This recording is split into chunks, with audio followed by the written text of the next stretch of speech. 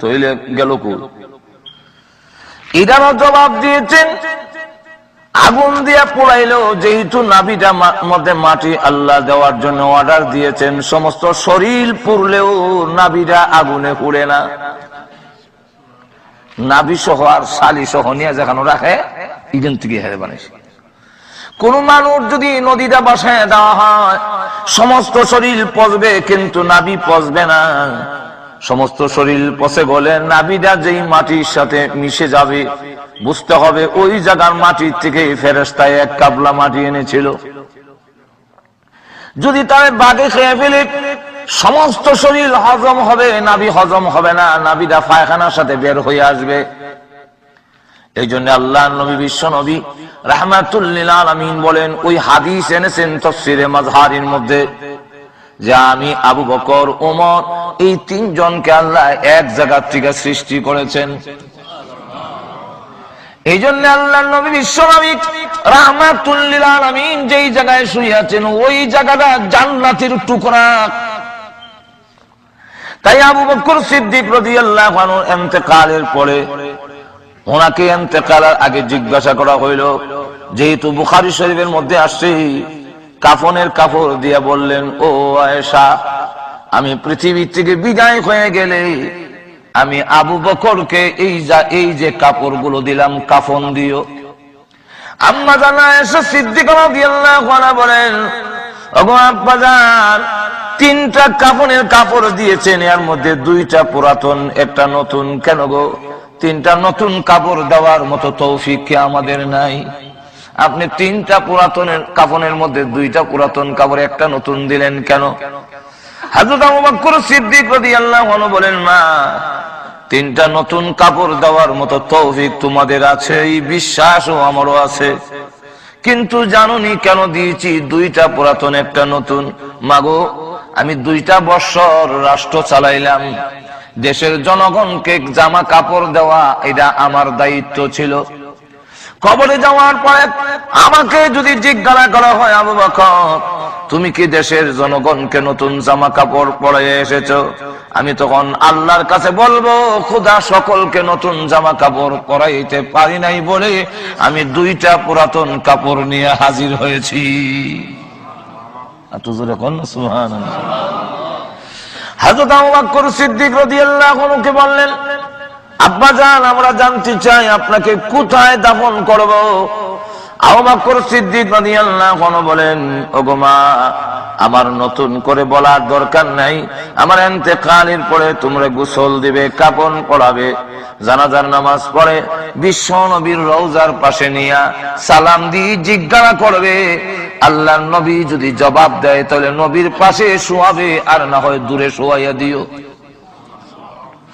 হ্যাঁ আয়েশা এবং সাহাবীরা, ওমর, ও আলী, তোমরা শুনে রাখো, আল্লাহর নবী বিশ্ব নবী রাহমাতুল লিল আলামিনের কাছে গিয়া যদি সালাম দাও আর জবাব দেয়, কারণ আল্লাহর নবী বিশ্ব নবী রাহমাতুল লিল আলামিন রওজা শরীফে জিন্দা আছেন। কি আছেন? জোরে কোন, আর একটু জোরে কোন। এর মধ্যে কোনো সন্দেহ?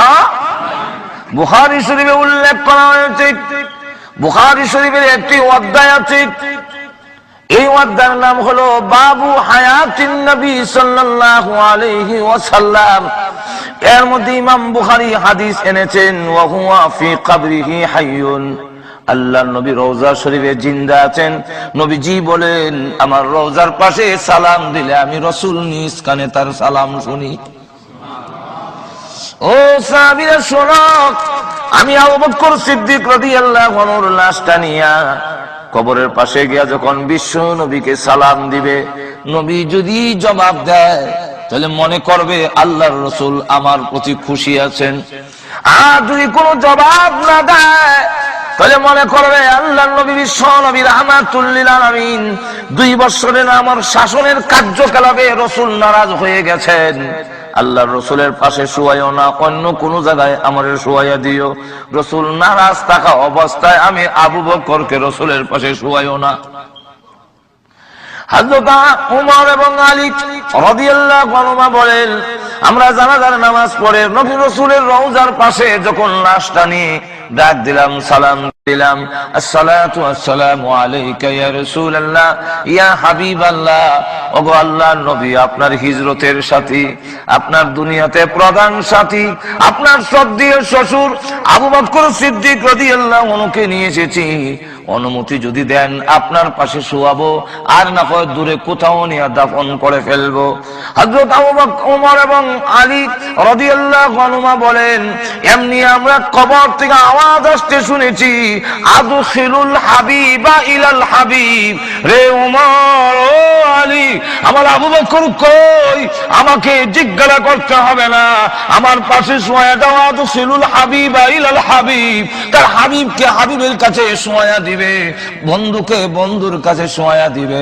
এতদিন ছিল আবু বকর দুনিয়ার সাথী, হিজরতের সাথী, এখন থেকে হয়ে যাবে আমার রওজা শরীফের সাথী।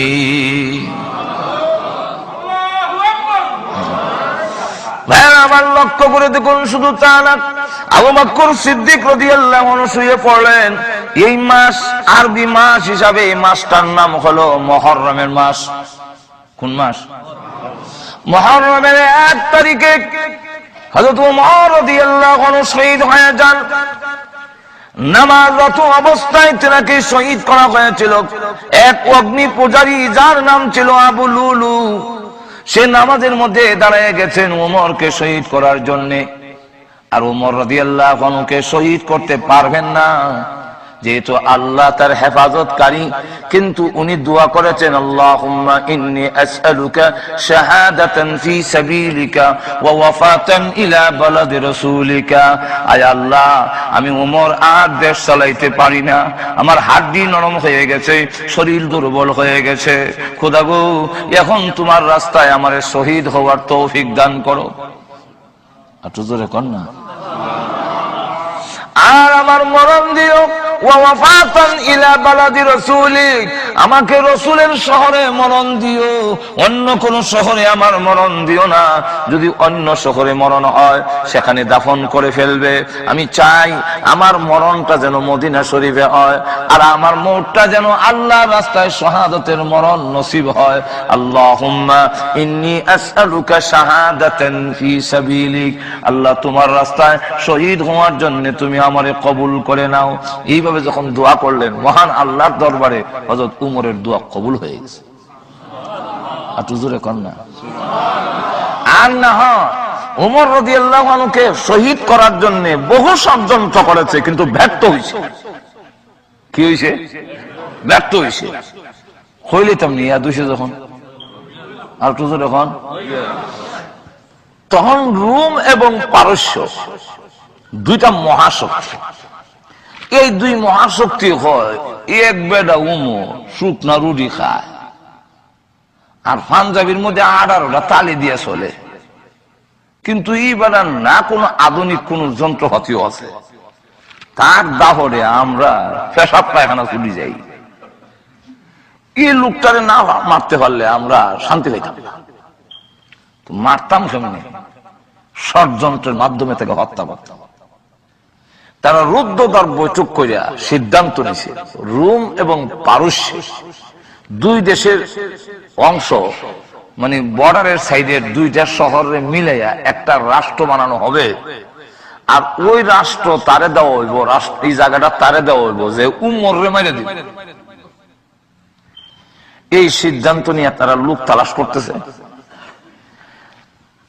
এক লোক বলল, আমি 1000 সৈন্যের মোকাবেলা করতাম পারি।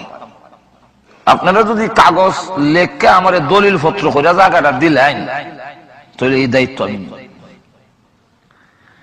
তাকে কাগজ করে লিখিত করিত দেওয়া হয়েছে, উমরকে মারা দিতে পারলে এই জায়গার মালিক তারে বানাবে। সে 3 মাস পর্যন্ত স্পেশাল ট্রেনিং দিছে, কেমনে রাষ্ট্রপ্রধানরে মারণ লাগে। রাষ্ট্রপ্রধান মারণ আর আমারে মারণ এক সমান হোক, বেশ সমস্যা না। আমরা তো যে কোনো জায়গা পাইব, আর রাষ্ট্রপ্রধানকে তো সব জায়গা যথায় তথায় অরক্ষিত অবস্থায় হওয়া যাবে না। সুতরাং তিনি 3 মাস পর্যন্ত স্পেশাল ট্রেনিং দিছে রাষ্ট্রপ্রধানরে কেমনি মারণ লাগে। আর তরবারির মধ্যে বিষ মিশ্রিত কইয়া টুপি লাগাইছে, লম্বা দাড়ি লাগাইছে, লাগাইয়া ইসলামী পোশাক পরিয়া মদিনার বর্ডার দিয়া ঢুকছে। এখান থেকে বোঝা যায় যুগে যুগে ইসলামের ক্ষতি করার জন্য ইসলামের লেবাস ওইটা ওই ক্ষতি করে। আর একটু জোরে এখন না, যেমন বিভিন্ন জায়গায় বোমা ফুটাইয়া দেওয়া, যথায় তথায় মানুষ মেরে নেওয়া, এটা তো ইসলামের শিক্ষা নয়। আর একটু জোরে এখন না, ঠিক নেই। কিন্তু অনেক সময় দেখা গেছে ইসলামের লেবাস লাগাইয়া মুসলমানের নাম ধরা এই কামগুলো করতেছে। এর দ্বারা মুসলমানের লাভ করতেছে না ক্ষতি করতেছে? আর একটু জোরে এখন না। সুতরাং ইসলাম মুসলমান কখনো এই প্রশিক্ষণ, এই ট্রেনিং, এই শিক্ষা দেয় না। তো লক্ষ্য করে দেখেন, ঢুকছে আর তার মুখের মধ্যে, জবানের মধ্যে জানি লা ইলাহা ইল্লাল্লাহ, লা ইলাহা ইল্লাল্লাহ। তো ঢুকে ওই এক মুসলমানের সাথে দেখা হয়েছে, তারে জিজ্ঞাসা করে, আপনাদের বাদশা যে, ওনার বাড়ি রকম না? তো ওই সাহাবী জিজ্ঞাসা করে, আপনি যে জিজ্ঞাসা করলেন বাদশা, আপনি কি মুসলমান নন? খুঁজি মুসলমান। তুই মুসলমান হইলে বাদশা জিগাইলা কেন? বলে ভাই আমি নতুন মুসলমান হয়েছি, এখনো সব শিখছি না। তো ওই সাহাবী কয়, বাদশা কইও না, মুসলমানের বাদশা হয় না, মুসলমানের আমিরুল মুমিনিন হয়। আমরা বাদশা হইল আল্লাহ, সার্বভৌমত্বের মালিক, পৃথিবীর মালিক কে? আরো জোরে আওয়াজ দিয়ে বলেন। আমাদের একজন খলিফাতুল মুসলিমিন হয়, আমিরুল মুমিনিন হয়, কিন্তু বাদশা হয় না। কো ভাই আমি তো নতুন মুসলমান হয়েছি, তা ওখানে হইছি না। আচ্ছা যাও, সাল্লাম। আচ্ছা উনার রাজপ্রাসাদ কোনটা? আবার দিব রাজপ্রাসাদ। কো ভাই আমি তো আগে কিছু নতুন মুসলমান হয়েছি, তা ওখানে হগল শব্দ শিখছি না। মুসলমান যিনি রাষ্ট্রপ্রধান হন, তিনি আর দেশের নাগরিকের টাকা, খাওয়া, লেবাস, পোশাকের মধ্যে কোনো বেশ কম থাকে না। দেখা দেখ সুবহানাল্লাহ হইতেন না? মুসলমানের যিনি রাষ্ট্রপ্রধান হবে, তার খাওয়া দাওয়া, লেবাস, গাড়ি বাড়ি সবগুলো সাধারণ নাগরিক, মানে মধ্যবর্তী নাগরিক, আর তার মধ্যে কোনো বেশ কম নাই। ওনার রাজপ্রাসাদ নাই, বাংলা একটা গড় আছে।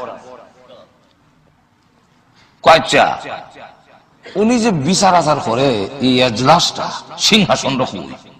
এখন খবর লইতেছে কোনানো হামলা করত।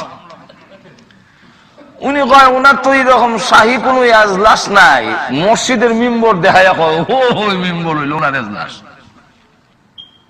সুবহানাল্লাহ বলবেন না? আচ্ছা আমি এখন ওনার একটু সাক্ষাৎ করতাম, আসলাম।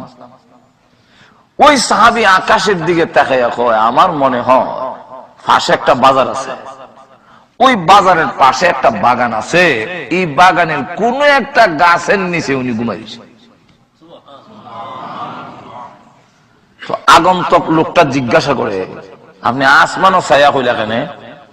এই কেন লেখা আছে না? কোন লেখা নাই, আমরা তো ওই যুগে তো গড়ি নাই। তো ওমর রাদিয়াল্লাহু আনহু তিনি রাত্রে ঘুমান না, শুধু দিনের বেলা 1 ঘন্টা ঘুমায়, তাও নবীর সুন্নত হিসাবে। নবী দিনের বেলা যেই টাইমে ঘুমাইতেন, উনি ওই টাইমে ঘুমায়। আর একটু জোরে কর না।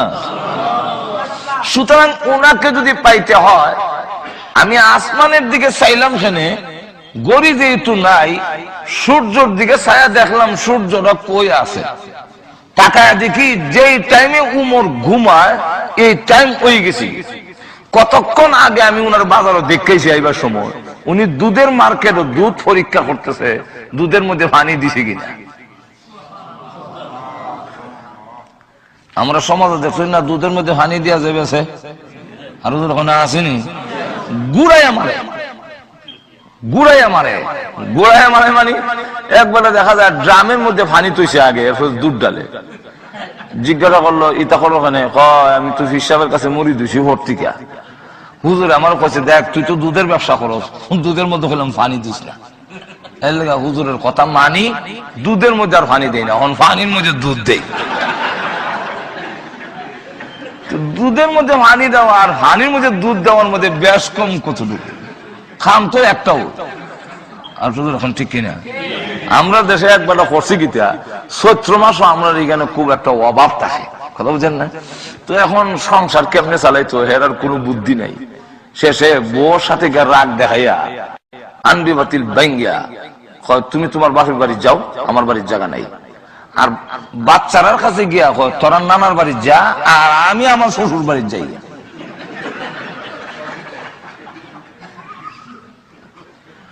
শুনতে শোনা গেছে তিন রকম। বড় হয় তোমার বাপের বাড়ি যাও, বাচ্চারা হয় তারা নানার বাড়ি যা, আমি আমার শ্বশুর বাড়ি যাই। বাড়ি তিনটা হয়েছে, কিন্তু আসলে তো জায়গায় একটাও। যেরকম ঠিক কিনা? নামে যদিও তিনটা, খামে একটাও। তো দুধের মধ্যে পানি দেওয়ান আর পানির মধ্যে দুধ দেওয়ান, নাম দুইটা, খাম গুড়ায় মারে।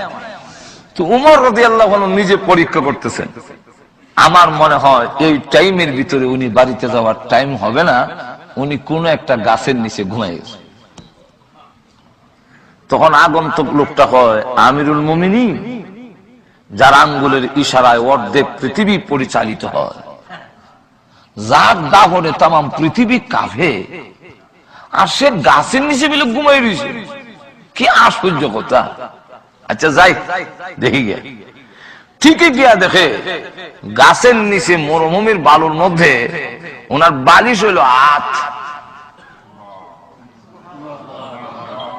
আর বাহ হইয়া ঘুমাই দিছে। গাছের ফাঁকে ফাঁকে যে সূর্যের আলো লাগে, এতে গাইমা পানির ফুডাম বালু পড়তেছে, কিন্তু উনি ঘুমাইতেছে। এই অবস্থা দেখা হয় এমন অরক্ষিত অবস্থায় উমর ফিরে রইল, কোন সিকিউরিটি গার্ড নাই। উমর উনার নাম।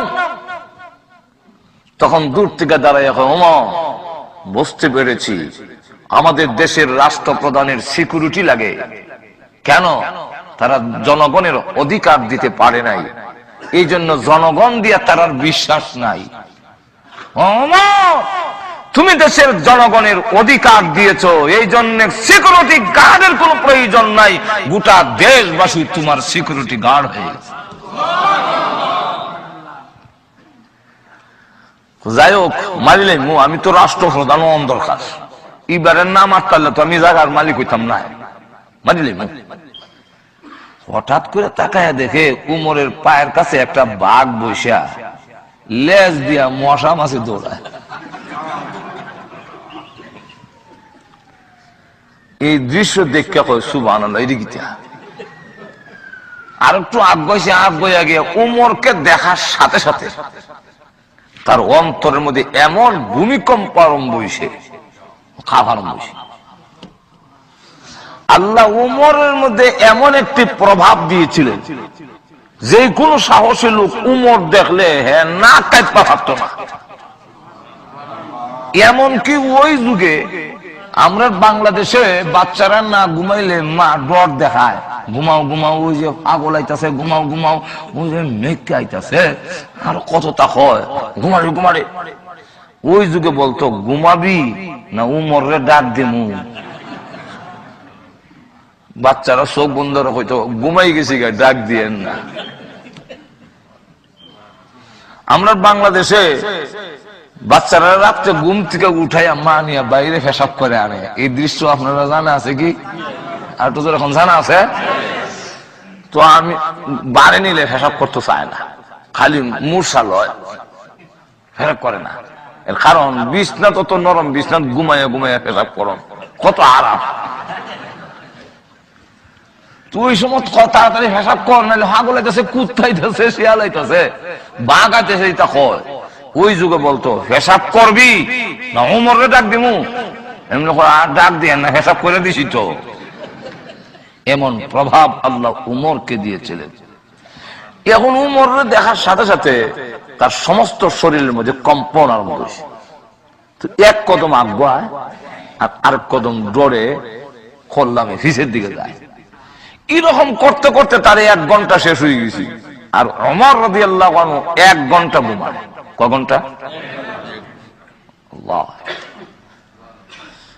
যদি কোন মানুষ একটা তদবির হইয়া দেয়া যায়, আল্লাহর রাসূল বলেন, ওমর তুমি এমন এক ব্যক্তি যাকে দেখলে মিস্টার ইবলিসও ভয় করে।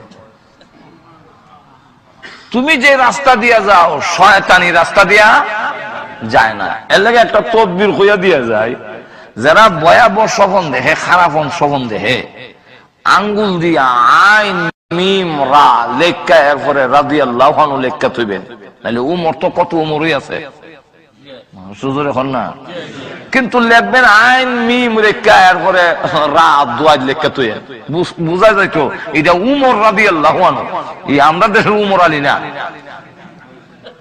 মাজুর এখন ঠিক না, কিতাবে লেখছেন যদি কেউ উমর রাদিয়াল্লাহু আনহু নামটা বুকের মধ্যে লেখা ঘুমায়, আর খারাপ স্বপ্ন দেখতো না, শয়তানের কাছে আয় না। আর একটু জোরে বলুন সুবহানাল্লাহ। তো খলিফাতুল মুসলিমিন হযরত ওমর রাদিয়াল্লাহু আনহু 1 ঘন্টা ঘুমান, উনার ঘুম ভাঙি গেছে। ঘুম ভাঙছে পরে চোখের মধ্যে ঘুম থেকে উঠে এইভাবে একটা মদ দেওয়ান সুন্নত দিলে ঘুমের যে একটা চোখের মধ্যে সারে না 5টার সময় যাইতাম, ঘুমাইছে 1টার সময়, এখন কেমনে গিয়ে ডিউটি যাইতাম সারে না, ঘুমটা খাটি যাই। উনি যেই মাত্র এমনি চোখ খুললে চাইছে, অতক্ষণ তো উবাইয়া খারা খাপছি আমার পড়ে গেছি। খলিফাতুল মুসলিমিন ওমর রাদিয়াল্লাহু আনহু দৌড়ে গিয়ে তাকে উঠাইলেন, উঠে বলে, রে প্রতীক, চিনি না তোমাকে, বলো দেখি তোমার পেটে কোনো খিদা আসেনি? যদি খিদা থাকে আমার কাছে বলো, আমি বললাম আমি এই দেশের রাখাল, তোমার খাবারের ব্যবস্থা আমি করব। লোকটা পারস্য ভাষায়, ফার্সি ভাষায় কথা বলে। খলিফাতুল মুসলিমিন ওমর রাদিয়াল্লাহু আনহু তার ভাষা বুঝেন না, খলিফাতুল মুসলিমিন ওমর রাদিয়াল্লাহু আনহু তার কথা বুঝেন না। তখন ওমর রাদিয়াল্লাহু আনহু আবার জিজ্ঞাসা করেন, রে পথিক, তোর কোনো বিমার আছে কি? কোনো অসুবিধা যদি থাকে আমার কাছে বলো, আমি তোমার ব্যবস্থা করে দিব, আমি তোমার চিকিৎসার ব্যবস্থা করব। লোকটা ফার্সি ভাষায় কথা বলেন, উনি বুঝেন না। তখন কাগজ বের করে দেখালেন, কিন্তু তিনি কাগজও বুঝতেছেন না এটা কিসের কাগজ।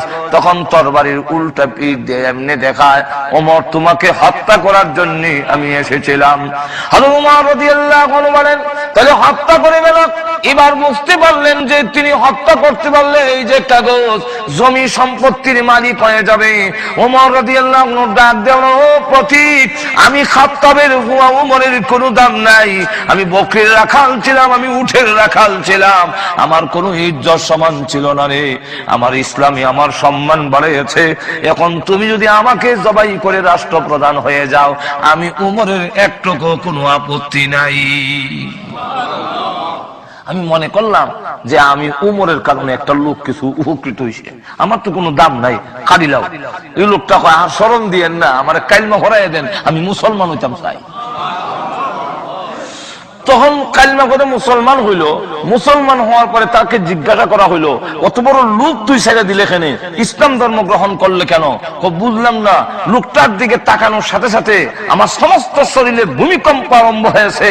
আর ওমর যখন চোখ দিয়ে আমার দিকে তাকাইছে, তখন আমি তাকায়া দেখি উমরের চোখের মধ্যে এমন পাওয়ার, যেমন আল্লাহর কুদরতি চোখ দিয়ে আমার দিকে তাকাইছে। আল্লাহ ওয়ালাদের চোখের পাওয়ার অনেক দূর পর্যন্ত যায়। আর তো যখন সবাই সিরিয়াল জায়গা লাগাই যতগুলা আছে, একটা ছাড়তাম না, আপনারা মনে করেন না একটা সাইডে একটা যাইতাছে, সব লাইন সিরিয়াল ঠিক থাকবো। এখন লক্ষ্য করে দেখেন, বুঝাইতাম চাই উমরের আধ্যাত্মিকতার পাওয়ার কত দূরে। আল্লাহু আকবার।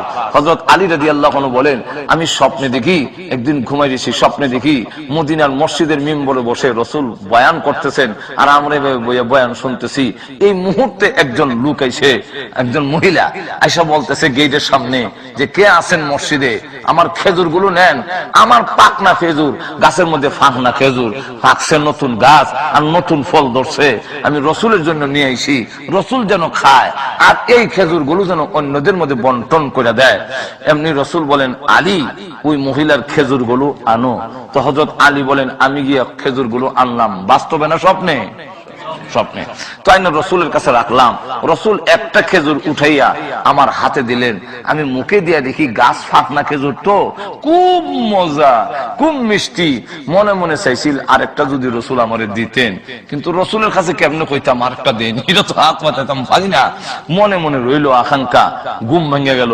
মসজিদে গেলাম, গিয়া দেখি হযরত উমর মিম্বরে বইয়া ওয়াজ করতেছে, আমিও এক সাইডে বসলাম ওয়াজ শোনার জন্য।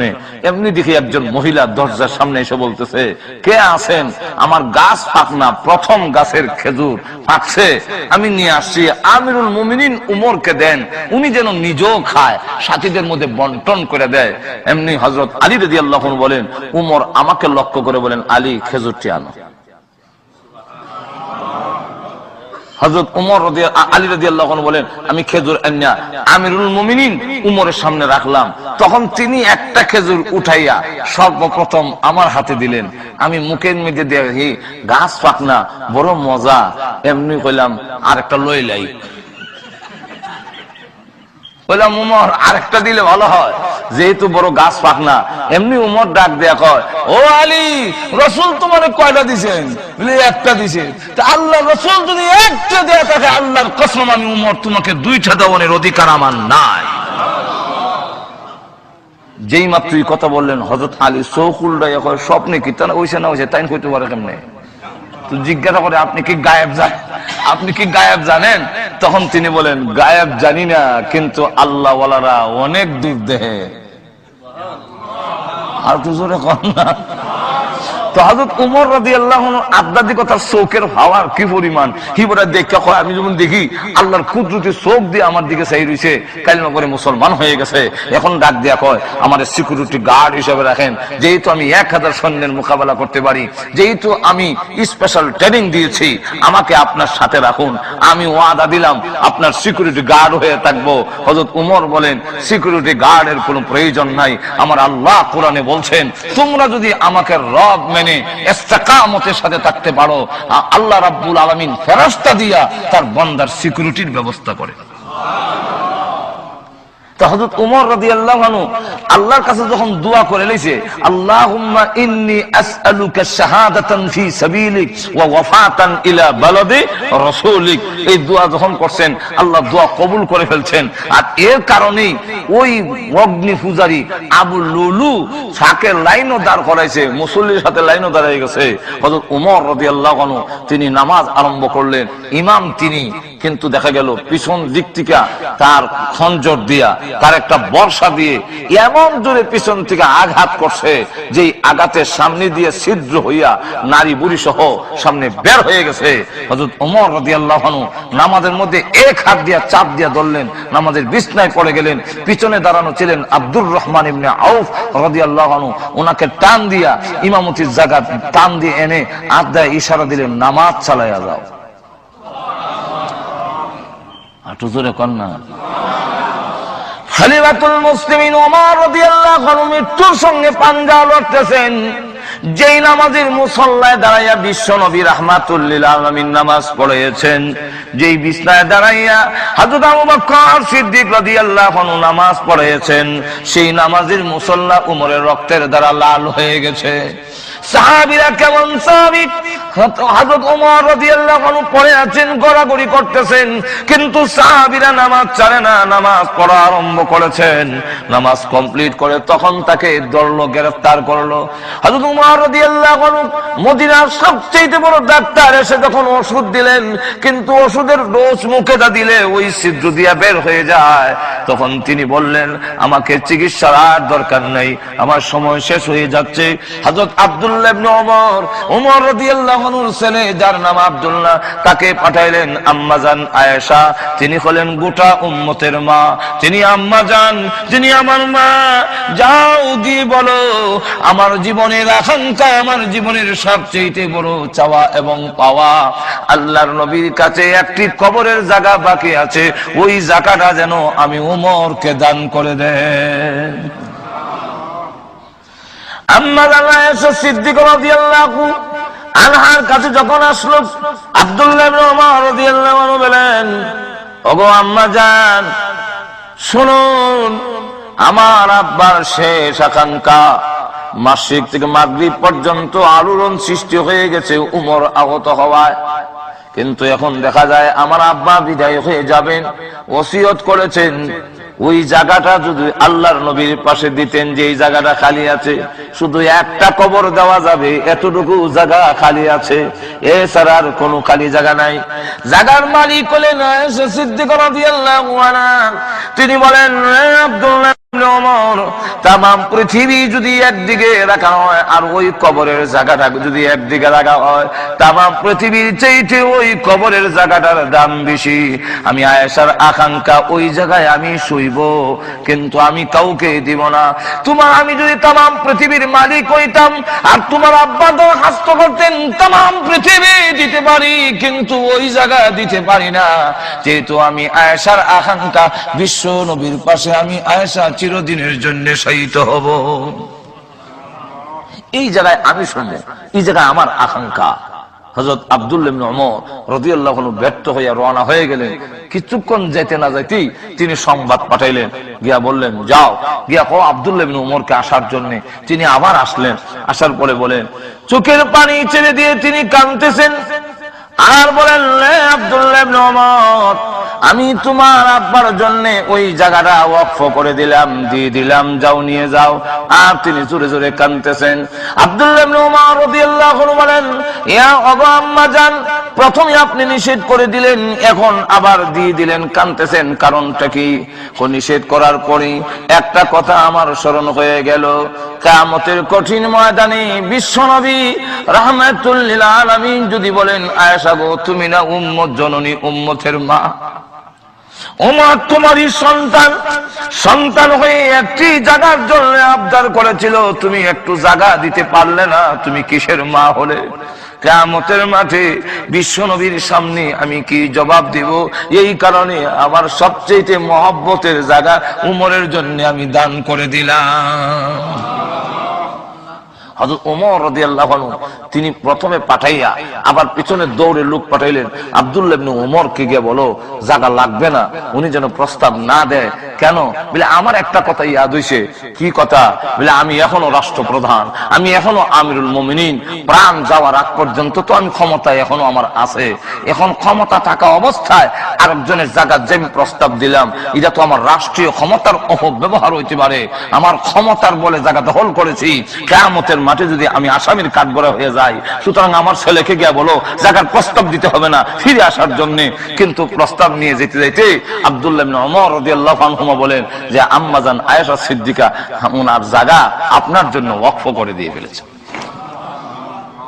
তো আল্লাহর নবীর পাশে হযরত উমর রাদিয়াল্লাহু আনহু শোয়ার সুযোগ হয়ে গেল। এই তিনজন হাদিস কেমন বাস্তবায়িত হয়, আল্লাহ রাসূলের হাদিসের কথা কত সত্য, যে এখনো আল্লাহ রাসূলের পাশে আবু বকর সিদ্দিক রাদিয়াল্লাহু আনহু আসুননি, আতজোর কন্যা উমর আসুননি, কিন্তু যার গড়ের মালিক যিনি আয়েশা সিদ্দিকা রাদিয়াল্লাহু আনহা, উনি কিন্তু শোয়ার সুযোগ হইছে না। ঠিক না? তাহলে এখন আসুন, আল্লাহ রাব্বুল আলামিন বলেন, কাইফা তাকফুরুনা বিল্লাহি ওয়া কুনতুম আমওয়াতান ফাআহইয়াকুম। ও পৃথিবীর মানুষ, তোমরা একটু বিবেচনা করো, একটু চিন্তা করো, একটু তোমার যে সাধারণ জ্ঞান আছে সেই জ্ঞান দিয়ে একটু চিন্তা করো, সেই সত্তার সাথে, সেই আল্লাহর সাথে তুমি কিভাবে নাফরমানি করো, তার কথা অমান্য করো কেমনে? তোমার বডির অস্তিত্ব ছিল না, আল্লাহ রাব্বুল আলামিন একটু নাপাক পানির থেকে এই সুন্দর অবয়ব আকৃতি তৈরি করে তোমার নাভির মধ্যে একটু মাটি সংমিশ্রণ করে এরপরে সুন্দর অবয়ব, সুন্দর আকৃতি দিলেন। এই বডিটা আমার সুন্দর আকৃতি কে দিছেন? আর একটু জোরে কও। এই যে এত সুন্দর, এখানে কি আমাদের কোনো হাত আছে, কোনো ক্ষমতা আছে? আমরা কি যারা নাকি 22 আঙ্গুল, এটাতে কি 20 আঙ্গুল কইরা আনবার মতো কোনো ক্ষমতা আছে? এই দেশেও, এই আপনাদের এই আমেরিকা এবং ইংল্যান্ডে, হ্যাঁ ব্রিটেনের মধ্যেও অনেক সন্তান, আপনার ডিজেবল অনেক সন্তান প্রতিবন্ধী, এরা যে আসে, এটা কি সরকারের ক্ষমতা আছে যে এটা সোজা করার মতো ক্ষমতা কি সরকারের আছে? এখন আছে? আল্লাহ রাব্বুল আলামিন বলেন, আমি যেমনি তেমনি বানাইছি, এখানে কারো কোনো হাত। আল্লাহ নিজে বলেন, هو الذي يصوركم في الأرحام كيف يشاء বলেন আমার যেমন ইচ্ছা ইমন ভাবে তোমাদের বানিয়েছি, এখানে কারো কোনো হাত নাই। সুন্দর অবয়ব হইল, সুন্দর আকৃতি হইল, চোখ হইল, নাক হইল, কান হইল, সবকিছু সুন্দর গঠন প্রকৃতি হওয়ার পরে মার ফেরের ভিতরে হইছে, এখন 4 মাস পর্যন্ত এটা মরা।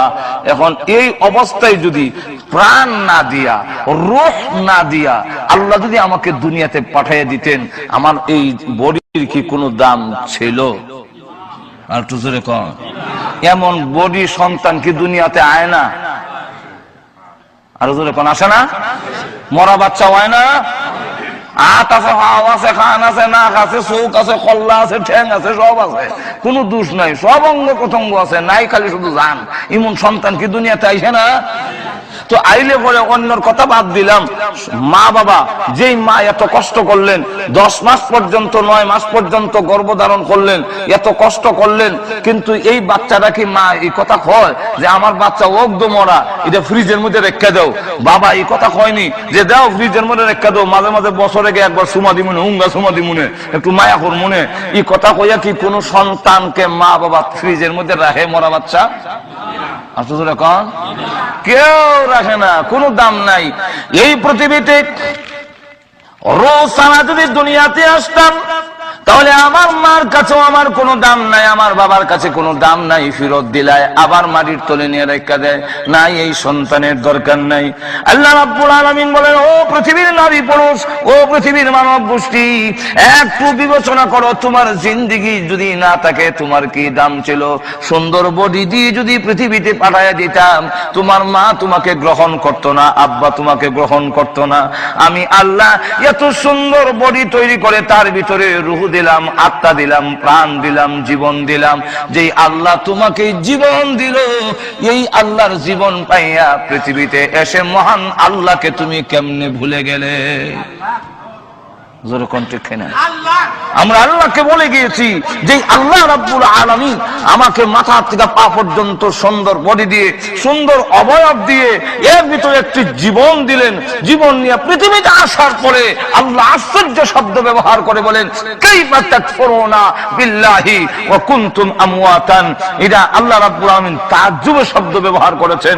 কাইফা তাকফুরুনা, কিভাবে, কেমনে? যেমন আমরা কই, ওই বেলা তুই তো আমেরিকা আসলে না রে, আমার হুয়া বানাইয়া তোরে আনছিলাম। যখন ঠিক না, ঠিক না, আমার হুয়া বানাইয়া বেলা আমেরিকা আইলাম, আর আইয়া ওহন তুই আমার চিনো না, মানুষ না, আমার এটা কেমনে রে, এটা কেমনে এইটা কেমনে করলে রে? যখন ঠিক না, ঠিক না, এটা যদি আপনি কইতারেন, তাহলে আল্লাহ রাব্বুল আলামিন বলেন, কাইফা তাকফুরুনা বিল্লাহি ওয়া কুনতুম আমওয়াতান। আল্লাহ রাব্বুল আলামিন বলেন, কেমনে তুমি এমন জঘন্য অপরাধ করলে? তোর তো কোনো এই বডি ছিল, বডির ভিতরে আমি আল্লাহ যদি প্রাণ না দিতাম, জীবন যদি তোরে না দিতাম, তুই পৃথিবী গিয়া আলু বাতাস দেখার নসিব হইতো না, পৃথিবীতে গিয়া মা বাপ আত্মীয় স্বজন কেউ পাইছে না, তোমাকে ফেরত দিয়ে দিত। আমি আল্লাহ তোমার ভিতরে রূহ দিলাম, আত্মা দিলাম, জীবন দিলাম, লাইফ দিলাম। জোরে কোন ঠিক না, ঠিক না? বা আহিয়াকুম, লাইফটা আবার এমন ভাবে দিলাম, অসুবিধা হইতাছে? তাহলে লক্ষ্য করে দেখেন,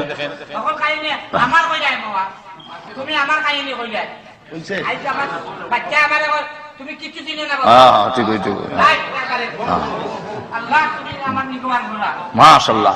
এখন লক্ষ্য করে দেখেন, আচ্ছা দেখেন, চোখ খুললা নিতে পারবো নি? আচ্ছা একটু লক্ষ্য করে দেখেন না, মাইতুন না, মানুষের অনেক সময় বিষের দুঃখ থাকলে সে জজবা বেশি আয়, মাজুর এখন ঠিক কিনা? এটা আপনি আরো জনের দুঃখ সময় হাসতা না, মাজুর এখন ঠিক কিনা? এবার তো দুঃখ ভাইয়া কইতাছে, আপনি যদি আবার এমন দুঃখ পাইন তখন বুঝবা, এলিগা ইয়ে করতে না। তো এখন লক্ষ্য করে দেখেন, আমার চোখ খুললে নেওয়ানোর সম্ভাবনা, একজনে যদি ডাকাইতে সুর ডাকাইতে ধরে আমার চোখ খুললে নিয়ে গিয়ে নিতার বুনি, চোখ খুললে নিতার না। আপনার এইটা আশ্চর্য কথা কইলা, চোখ খুললে নিতার তো ডাকাইতে কইলে খুললে লই যাব কি ন্যায় নাই রকম। আচ্ছা, আমার ভিতরের কিডনি পর্যন্ত খুললে লইয়া যায়, যখন ঠিক না? আল্লাহ রাব্বুল আলামিন রূহটাকে এমন ভাবে ভিতরে দিয়ে দিলেন, নাইলে হাইজেক কইয়া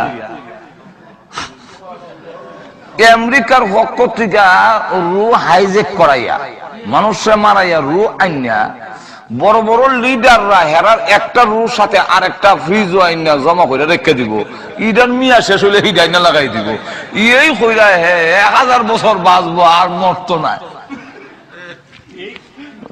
ঠিক না ঠিক না? আমার আল্লাহ, আমার মহান আল্লাহ রাব্বুল আলামিন এমন ভাবে রূহটাকে ফিট করে দিলেন ভিতরে ভিতরে, জীবনটাকে আমার দেহের ভিতরে মাথার থেকে নিয়ে পায়ের আঙ্গুল পর্যন্ত এমন কোন জায়গা নাই যেই জায়গার ভিতরে আল্লাহর রূহ দেয় নাই। রূহ আমার চুলের গুড়িতে আছে, রূহ আঙ্গুলের মাথাতে আছে, আমার পায়ের মধ্যে রূহ আছে। এই জন্য রূহ আছে বলে আঙ্গুল লড়ে, রূহ আছে বলেন ফাতি মারি, রূহ আছে বলে জিহ্বা নড়ে, সব জায়গায় রূহ। আল্লাহ বলেন এমন জায়গায় তোমার রূহটাকে আমি দেহের মধ্যে ফিট করে দিলাম, পৃথিবীর কেউ কিয়ামতের আগে আইলে আমার কাছে আইতো, কিন্তু পৃথিবীর কেউ তোমার রূহ নিতে পারবে না। আমরা রূহ আজরাইলে অতীতে অনেক মানুষের নিছেনি, আমরা নিবনি তো তো বোঝা যায় নেওয়ানের মতো একটা কিছু আর দুজন এখন না আসেনি। আজরাইলে যখন টান্ডা ছিড়া রুল হয়ে যায় কিন্তু তোর রুবিতে একটা আছে, আজরাইল নিতে পারে কিন্তু বুশে নিতে পারবে না, ওবামা নিতে পারবে না, বাংলাদেশের প্রেসিডেন্ট নিতে পারবে না, ভারতের প্রেসিডেন্ট নিতে পারবে না, আবার ইংল্যান্ডের ব্রাউন তিনি নিতে পারবেন না, পৃথিবীর কেউ নিতে পারবে না। আল্লাহ বলেন আমি দিছি, আমি যেদিন আনবো এদিন কেউ ধরে রাখতে পারবে না, কিন্তু আমি রু দিছি, পৃথিবীর কেউ হাইজেক করে ছিনতাই করে নিতে পারবে না। ঠিক না ঠিক না? রু নিতে পারে না। তাহলে এখন চিন্তা করেন মাথার থেকে পা পর্যন্ত আল্লাহ বলেন এমন জায়গায় তোর রুটা এমন ভাবে দিলাম, দুইটা জায়গার সাথে আবার সম্পর্ক রুহের বেশি। কয় জায়গায়? কিন্তু মাথার থেকে পা পর্যন্ত সকল জায়গায় রুহ, মা বুঝুননি? মাথার থেকে পা পর্যন্ত সব জায়গায় রুহ আছে, কিন্তু দুই জায়গার মধ্যে সম্পর্ক বেশি। কোন দুই জায়গা? একটা হইলো মাথা আর একটা হইলো বাম স্তনের এখানে এই জায়গাটা, এই দুইটা জায়গার মধ্যে রুর সম্পর্ক বেশি। এই কারণে এই দুই জায়গায় আঘাত করলে মানুষ মারা যায়। বুঝাইতে পারছিনি? আখ কাটলেও মানুষ মরে না, পাও খাদি লাইলে মানুষ মরে না, চোখ খুলে নিছে কি মানুষ মরে না, জিব্বা খাদি লাইছে মানুষ মরে না, কিন্তু একটা ছুরি দিয়ে সেন্টার মতো এখানে যদি হার মারে, দুই জায়গার সাথে রুর সম্পর্ক বেশি। আল্লাহ বলেন রুটা কেন দিলাম? রুটার জীবনটা এমন ভাবে দিলাম, কোন নাস্তিক যদি বলে, যারা আল্লাহর অস্তিত্ব বিশ্বাস করে না, তোমরা যদি এই কথা বুঝায় যে রু আল্লাহ নাই, তাহলে তাদেরকে জবাব দিবা তুমি কিভাবে? তাদেরকে দাঁত ভাঙ্গা জবাব দেওয়ার জন্য তোমার দেহের ভিতরে আমি আল্লাহ একটা রু দিলাম, মাথার থেকে পা পর্যন্ত সব জায়গায় রু আছে, কিন্তু আজ পর্যন্ত বিজ্ঞানের চরম উন্নতির যুগে রু কোথায় আছে কেউ উদ্ঘাটন করতে পারেনি। আল্লাহ বলেন আসমান থেকে জমিন পর্যন্ত প্রত্যেকটা মাখলুকের ভিতরে আমি মহান আল্লাহ আছি। মাথার থেকে পা পর্যন্ত রু যেমন আছে, আসমান থেকে জমিন পর্যন্ত সব মাখলুকের ভিতরেও আর যখন আসেননি। এখন রু যেমন আছে দেখানি জানা, যদি কেউ কয় বলে আল্লাহ বলেন রু যেমন দুই জায়গার সম্পর্ক বেশি, মাথা আর কলবে, আমি আল্লাহ সব জায়গায় আছি, কিন্তু দুই জায়গায় আমার সম্পর্ক বেশি, একটার নাম আরশ আর একটার নাম কুরসি। কোন সম্পর্ক বেশি? আরশ আর কুরসি। এখন আসুন, কেউ যদি বলে যে আল্লাহ নাই, তাহলে দেখি না কেন, তাহলে তার জবাব দিবেন কেমনে? কুরআন হাদিস কতখান শিখবেন গিয়া? তার জবাব দেওয়ার জন্য আল্লাহ বলেন দৃষ্টান্ত দিলাম রু দিয়ে দিলে। এক লোক কয়, এক টিচার স্কুলে পড়াইতেছে যে আল্লাহ নাই, মোল্লার কথা তোরা বিশ্বাস করিস না। যদি আল্লাহ থাকতো তাহলে দেখি না কেন, ধরতে পাই না কেন, সইতে পাই না কেন, কোন জ্ঞানও পাই না। সুতরাং যেই জিনিস দেখা যায় না এই জিনিস তোমরা বিশ্বাস করো না। তো ক্লাসের মধ্যে আবার কিছু ছেলেরা থাকে একটু পণ্ডিত, ইগেনের মধ্যে এক মুসলমানের মৌলভী সাহেবের বাচ্চাও আছে। হ্যাঁ সর্বনাশ, এখন সারে যে আমরা রিমান নষ্ট করিল, এমনি স্যার আপনি জিন্দা না মুর্দা? আমি তো মনে করছিলাম তুই ক্লাসের মধ্যে ফার্স্ট, মানে প্রথম ছাত্র, খুব ফার্স্ট ক্লাস, কথা বুঝছেন, ভালো মেধাবী ছাত্র। তোর কথাই দিয়ে এখন বোঝা গেল মাথার গোবর ছাড়া আর কিছু নাই। বলে কেন স্যার? বলে আমারও তো হলে আমার রু আসেনি, রু না থাকলে আমি কেমনি মাটি দে হস না মাটি যে। বলে স্যার রু আছে, আপনি বিশ্বাস করেন? বলে বিশ্বাস করি। বলে আপনি দেখছেন? বলে না আমিও দেখছি না। তাহলে আমরাও দেখছি না, আপনিও দেখছেন না, একটু রুটা বাইর করে টেবিলে রাখেন, এরপরে দেখে আপনারা বিশ্বাস করবেন। তখন টিচার কয় না, রু দেখানো যায় না, রু এমনি বিশ্বাস করতে হয়, রু আছে, জান আছে, বিশ্বাস করতে হয়। বলে কেমনে? বলে আজ যে লড়ি দেখাস না, আমার চোখ যে ফাঁতি মারি দেখাস না, যেদিন থাকবে না একদম ফাঁতি মারবো না, হাত মারবে না, পা মারবে না, তখন বুঝবে রু আমার নাই, আমি মুগ্ধ হয়ে গেছি।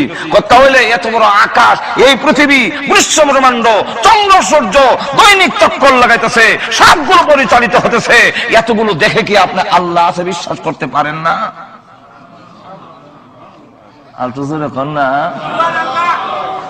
এরপরে আবার আমরা নবীরা তো আল্লাহ, আমাদের নবী তো আল্লাহ দেখেই কইছেন আল্লাহ আছে। যেরকম ঠিক কিনে 1 লক্ষ বা 2 লক্ষ 24,000 পয়গম্বর আল্লাহ আছেন যে কইছেনি। একটু জোরে এখন, নবীরা জীবনে কোনোদিন মিথ্যা কথা বলছে? এতগুলো নবীর কথাই কি আমরা বিশ্বাস করতাম পারি না আল্লাহ আছে? একটু জোরে এখন না।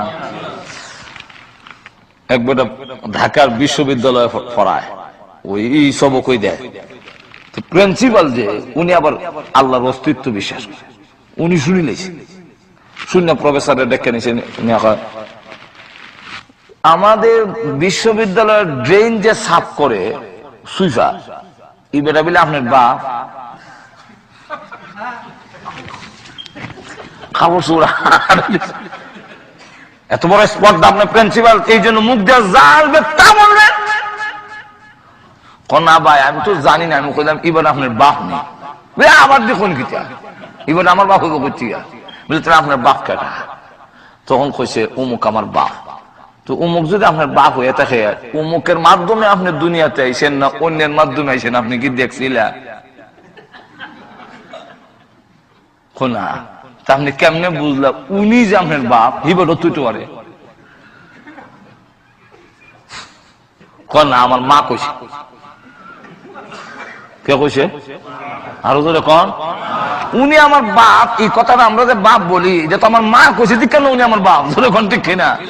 এমনি ডাক দেয়া কয়, একজন মহিলার সাক্ষী কৌরে গ্রহণযোগ্য নয়, কিন্তু এক মহিলার সাক্ষীতে যদি আপনি একটা লোককে বাপ স্বীকার করতে পারেন, 1 লক্ষ বা 2 লক্ষ 24,000 পয়গম্বররা বলেছেন লা ইলাহা ইল্লাল্লাহ, আল্লাহ ছাড়া কোনো মাবুদ নাই। এতগুলো নবীদের সাক্ষীর পরও আপনি কি আল্লাহকে মেনে নিতে পারেন না? জোরে কোন ঠিক না? ঠিক না? লক্ষ্য করে দেখেন, আল্লাহ রাব্বুল আলামিন বলেন আমাকে বুঝার জন্য তোমার ভিতরে একটা রূহ দিলাম। জোরে কোন কি দিলাম? রূহ। রূহ যাকে জীবন, লাইফ বলে। আল্লাহ নিজে বলছেন কাইফা তাকফুরুনা বিল্লাহি ওয়া কুনতুম আমওয়াতান ফাআহইয়াকুম।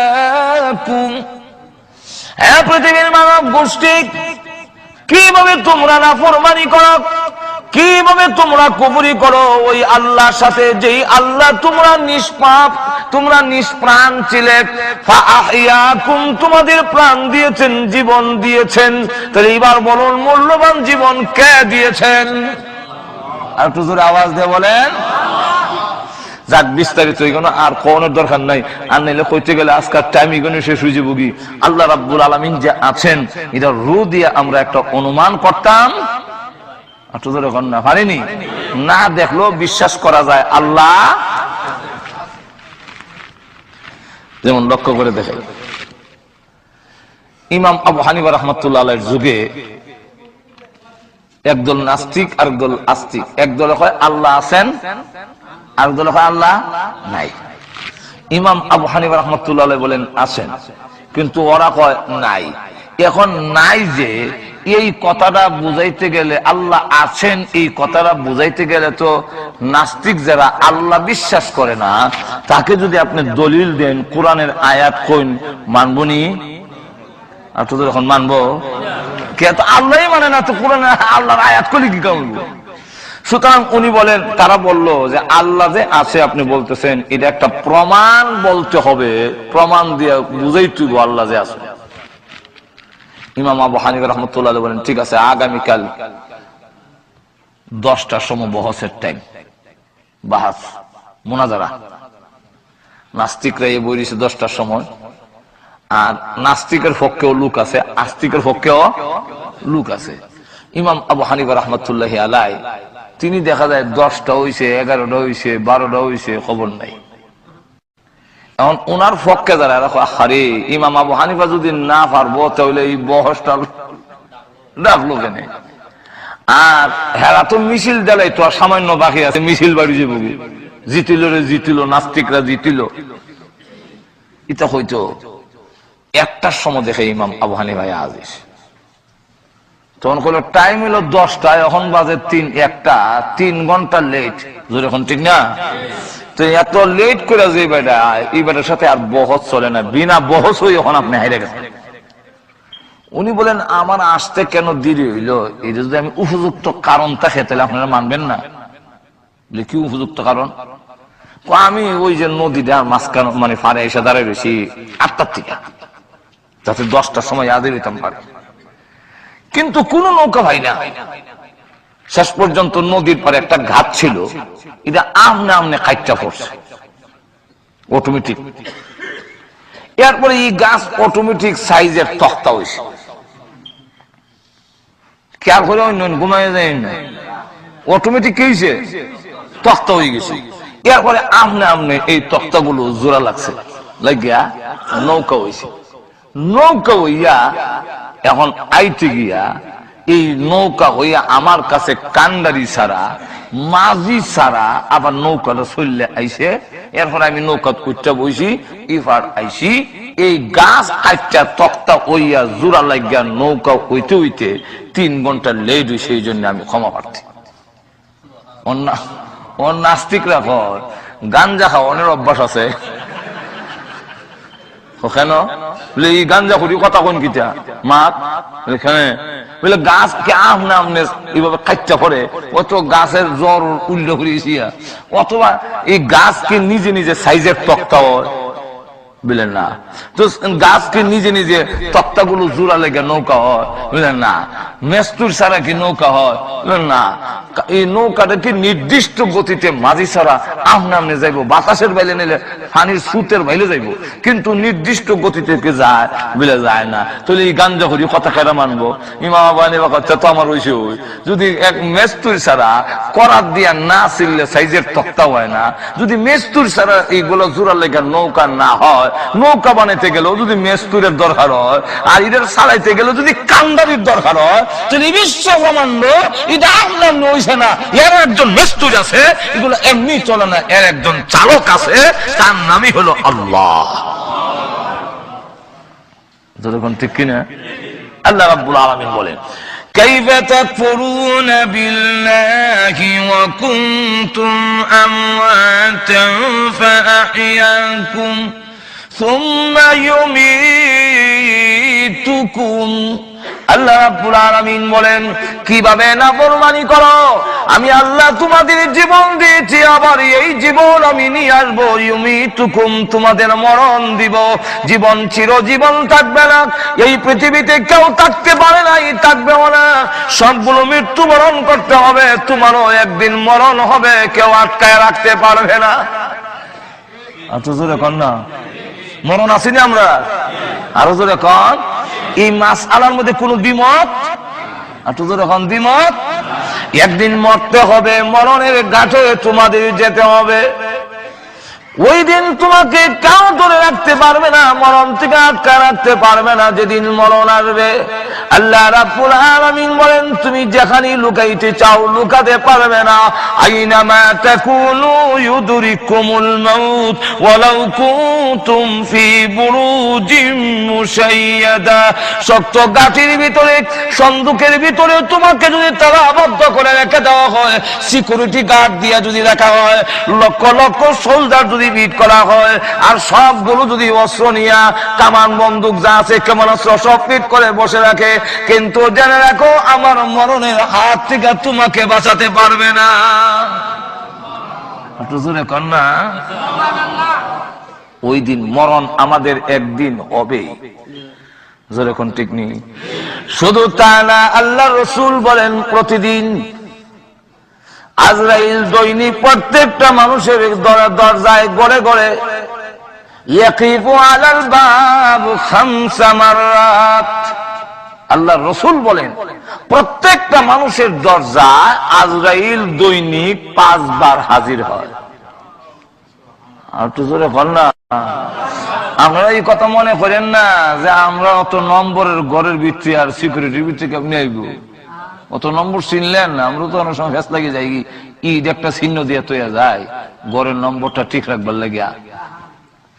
আজরাইলের তালিকার মধ্যে তো সব আছে, আসেনি? আর তো জোরে হোকা। আল্লাহর রাসূল বলেন ইয়াকিফু আলাল বাব খামসা মাররাত। প্রতিদিন মানুষের দরজায় আজরাইল গিয়ে প্রত্যেকটা মানুষকে 5 বার তার কাছে ছবি দেওয়া আছে, ওই ছবি মিলাইয়া আপনি তো যাচ্ছেন টেকুর দিকে, আপনি যাচ্ছেন দোকানের দিকে, আপনি যাচ্ছেন আমি এখন চাকরির দিকে যাই, কামো যাইতেছেন। আজরাইল বলেন তোমার একবার দেখা লই, মাথার থেকে পা পর্যন্ত দেখে রাখ। ও পৃথিবীর মানুষেরা জেনে রাখো, তুমি জানো তোমার মরণ আছে, তোমার ইচ্ছা মতে নয়, আমি আল্লাহর ইচ্ছা মতে। ঠিক না? এবং মরণটা কোন দিন হবে এটাও জানায় দেই নাই, লুকায় রেখে দিয়েছি। ঠিক নেই? মরণটা আল্লাহ কইয়ে দিলে সুবিধা ছিল না যে 2020 সালের জানুয়ারির 15 তারিখ তোমার মরণ, জানুয়ারি 2020 সালের জানুয়ারির 19 তারিখ সবির আলীর মরণ। এইভাবে যদি আল্লাহ দিয়া দিত তো সুবিধা আছিল, বুঝলেন না? কেন মরণ আল্লাহ লুকায়ে রাখলেন, কেন প্রকাশ করলেন না? আল্লাহ রাব্বুল আলামিন জানায়া দিয়েছেন লুকায়ে রাখার কারণ কয়েকটা। এর মধ্যে একটা হলো পৃথিবীর নিজাম ঠিক থাকবে না, আইন দিও, পুলিশ বাহিনী দিও, আইন শৃঙ্খলা ঠিক রাখতে পারবে না। এর প্রথম নম্বরটা হইলো কেমনে? যখন আমি জানি নাই 2000 সালে জানুয়ারির 15 তারিখ মরব, তো 14 তারিখ আইবার আগ পর্যন্ত আমি বেপরোয়া থাকবো। বাংলাদেশের কথা বলি, আপনাদের দেশের না। বাংলাদেশের মেইন রোডে, হাইওয়ে রোডের মধ্যে গিয়া মাঝখানে উবাই থাকবে, ইন্ডার ডিস্ট্রিক্ট আর ট্রাক আয়া ফিসাদা গরম দিল আমার সরাই থাকতো না। কেন? আমি তো জানি জানুয়ারি 2020 সালের জানুয়ারির 15 তারিখ মরণ, এখন তো ওইছে না, জানুয়ারি আইছে না, সুতরাং আমার মরণ এখন হবে। ইন্ডার ডিস্ট্রিক্ট তুমি উপরে দিয়ে যাবে।